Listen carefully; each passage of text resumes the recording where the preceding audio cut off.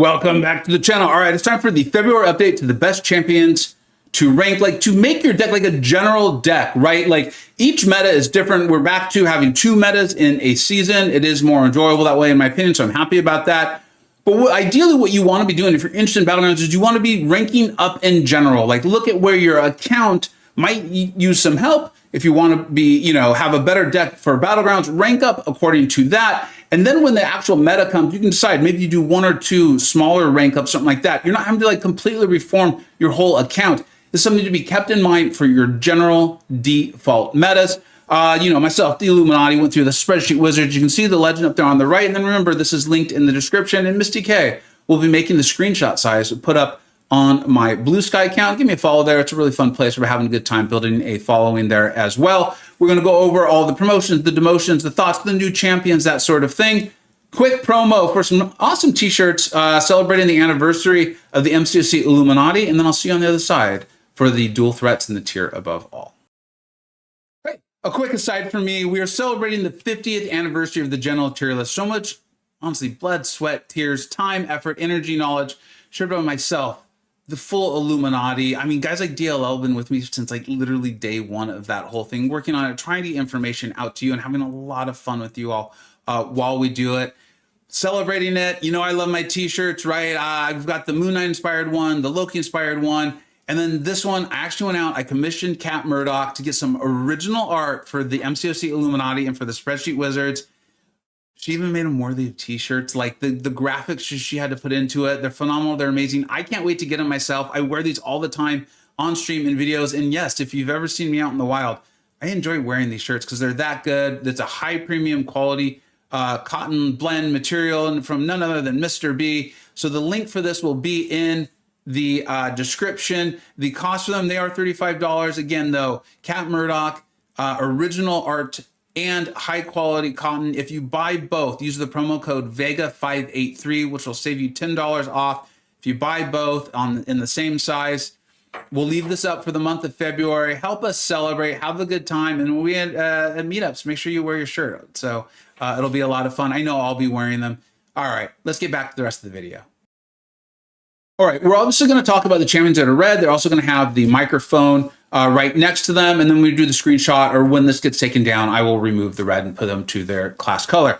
The first one we're going to talk about is Werewolf by Night. Now, in last month's general tier list, I did tell you, like, Werewolf was one of the most hotly debated contested champions in the Illuminati. Some of us think he's definitely tier above all and scores should go accordingly. And some people are like, no, just that second tier. Still amazing regardless. And I do think part of that was, hey, small, slight demotion for Werewolf. Personally, I'm in the boat of he's still amazing. Like if I pull Mystic in my final run here when I finish, not Necropolis, you got Epoch of Pain, I honestly am going to consider him. I'm going to consider him. We can talk about that if and when that happens there. I think he's still amazing. I still do sometimes place him on defense. The thing is, and I think this is part of it, is he originally was coming to the game, and you look at like the write-up, he was a defender. He's just so good offensively, gets around so many things that I think people are still struggling with that. And so like, yeah, no one was, very rarely were people placing him on defense and getting like phenomenal results in high tiers. I'll be honest, sometimes I did, but I will admit the vast majority of the time I drafted him, it was as an attacker.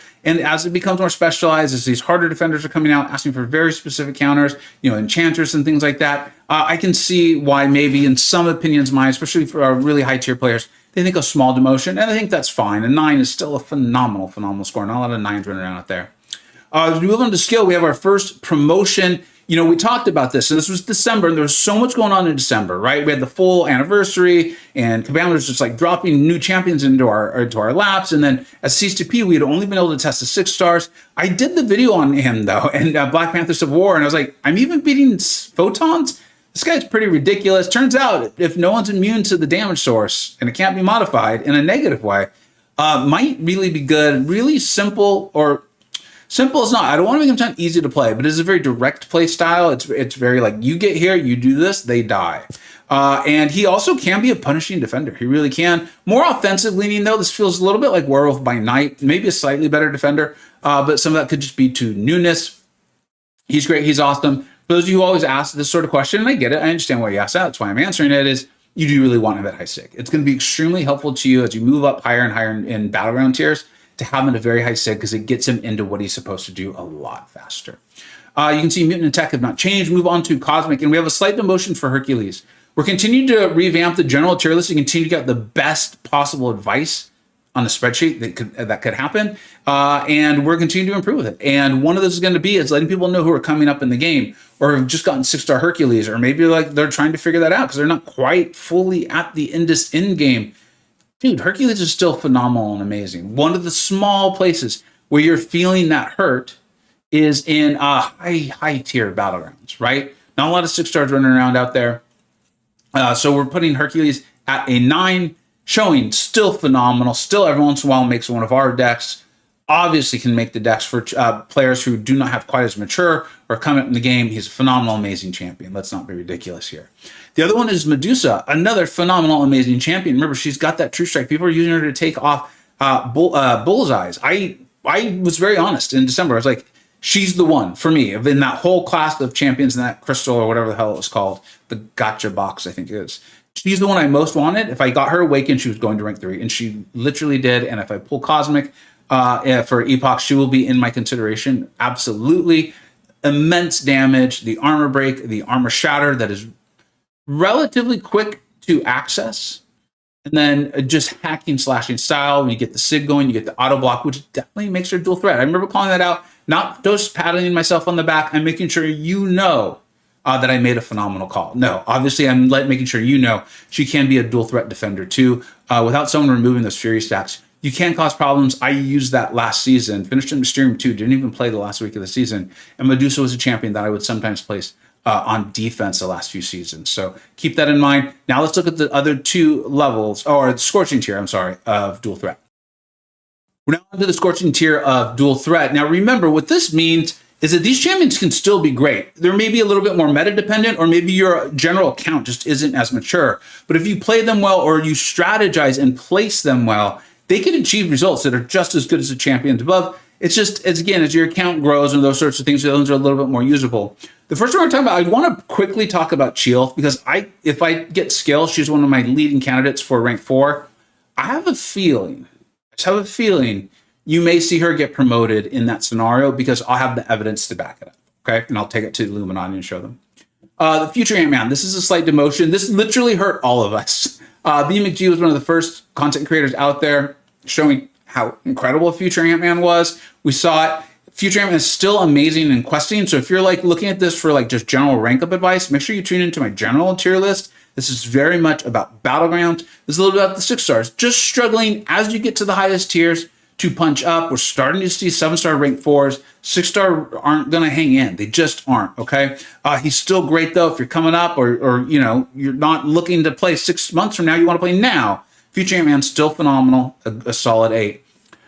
Sentinel, this is actually a promotion, a champion that people have used. I did not respect him very much offensively in December, so I got that one wrong. That's fine. I'm very okay. I'd rather come under on a champion than too high. Illuminati's like, nah, Vega, he's more than just a defender. We're actually getting some pretty good offensive results too. So there you go. And obviously a defender you can put in to stall. And when you have a stall on Battlegrounds, people start to press, they start to make mistakes, and sometimes those stall turn into actual kills. So a good champion available as a 7-star, so well worth it for Battlegrounds, right? So there you go. Let's go ahead and look at the attackers. Moving on to the attackers, and I want to make something really clear here, because I know sometimes people feel like, well, wait, the dual threats is a promotion. And I understand that thought, but I really don't think of it that way. I do tend to draft my dual threats early, because that way I'm more flexible with the later stages of the draft. So in that way, I could think of them as being more valuable. I very much in the very early days of Battlegrounds thought of them as being more valuable. I tend to like them better. But attackers and defenders are just as important. You really want to make sure you have them as well, okay? So kind of keep that in mind. It's just way we've put them is where we think they'd be highest scored and the way we think about them when we put them into a deck. The only champion that has a change in the attackers is Cosmic. I'll fix that tier. Is actually CGR. It's the exact same speech I just gave for Hercules and future Ant-Man. General questing, they seem to be doing just fine. There's a bit of a tax in 9.1, right, with the 7 stars getting a benefit or 6 stars getting punished. I think that also came in late Act 8 as well. They're going to struggle to punch up against 7-star rank 4s. Now, depends on how many 7-star rank 4s you are facing, so keep that in mind. I'm not telling you not to rank up your CGR. He's still one of the best cosmic champions in the game, despite class rarity, 6-star or 7 stars rarity. For Battlegrounds, he's a 9. Remember, not a lot of 9s out there. All right, let's go and look at the final 2 tiers of attackers. In the Scorching and the Super Hot tier of attackers, you can see we only have 2 changes. Remember, we had a relatively large update last month, so it makes sense that there's just not a lot of updates for this. One of them is Silver Sable, who I literally forgot to talk about. I apologize. In that video in the comment section there. Always check the pinned comments if you have something that looks a little odd or you're curious. There's a chance I've already made one. Silver Sable, which didn't have her on there, but we had graded her, rated her, the whole thing. I did the video on her buff. She's really good. The reason why she's not higher, fully in my opinion, and I think the Illuminati would back this up, or they might have their own reasons, but the best way to say this for me is she is dominant where she's supposed to be, which appears to clearly be Photon. And that's a big deal in Battlegrounds, right? Photon is a very present dual threat champion, strongly in the defensive thing. You want answers. You want to be able to handle her. Well, there's a variety of ways to handle her, right? It's not just like Crossbones, although that is one of the best ones. And so Silver Sable coming in has a lot of value. The damage is very high if you play her well, but she's nowhere near as strong against the non-science champions in a class that has a lot. Like, look at this. The high value of attackers in the class. It kind of makes sense when you think about that class, like how great they are. In fact, we still have Okoye as an 8. We really want to see her. I think when she comes into the Titan Crystal, that'll help us really evaluate because we'll see more of them out there and the breadth of the fights that she can take, right, in Okoye. Now, Silver Sable continues to do better because similar thing, not a lot of rank 3s running around, definitely not a lot of rank 4s. If we start to see that, we will move her up. But right now, when I think about Battlegrounds, a lot of it is often how many fights can this champion take or how many attackers will this defender slow down? It becomes about breadth because look at how many options we have. Now, Sable is strong against against Science, but it really changes significantly against non-Science. When you think about some of these other attackers, they are extremely strong except for their opposite of the class wheel. Like think about this phrase where it's like, Kusha can block all blockable attacks unless it's a Science champion. Sure, like, and so on and so forth, have these sorts of clauses. I'm not saying that's the only way, but that is one of the signs of this champion is very strong against a variety of classes and fights and defenders or attackers, whereas Silver Sable is extremely strong in Science, then how strong is she elsewhere? So that's it for me. Damage is clearly there. 7 is a champion where, depending on the meta or your own deck makeup and how you strategize and use her and place her, could definitely be rated higher, but that's very specific to you and what you've chosen to do. The other one is North Star. I'm going to really keep my eye on this. BMcG's channel, I know I literally was watching DLL use him today, but that was questing content. The one thing that was pointed out was North Star, thanks to his buff, was a little slow for Battlegrounds. That's a key add-on there, condition to that statement. With his buff, I'm not so sure he is. There is some utility there. It can be a bit of an annoying defender too, so we should probably I'll put the emoji there for defensive potential as well. With that signature ability, there's a meta like where people really struggle to damage him at all. Remember, he's got a passive slow off that SP1. So in metas that aren't pure nuke metas, meaning like the meta is so fluid and simple that people are just trying to get the fight done as simple as fastball or as quick as possible. Someone like North Star might be able to shine a little bit if you ranked him up because you enjoy questing with him or for some long forward content or something like that. So that's why we include champions at even F6s because they might end up being worthwhile. I'm going to keep my eye on North Star there. Let's go ahead and move on to defenders. And on to defenders. And remember, like I said with attackers, they are just as important to your deck and your buildup. If you really want to do well in Battlegrounds, you got to have defenders. You've got to have problems that you can throw at your opponent. Not a lot of changes in Mystic or Science or Skill. Obviously none, actually, right? A lot of defenders in the Mystic class, though. Moving on, we have our first new champion that they're new as a 7-star. And this is definitely like our estimation. There's a reason. I know some of you are going to be like, dude, how is he not higher? Like a damage, no one can get rid of it or whatever. He's better than, or he has like more use for me than like an Electro, right? In fact, I'm looking, we have Electros at 7 too, because when you can trap someone, they are trapped. There are not a lot of champions that are immune to Cold Snap and Frostbite, right? I think that's what they're called.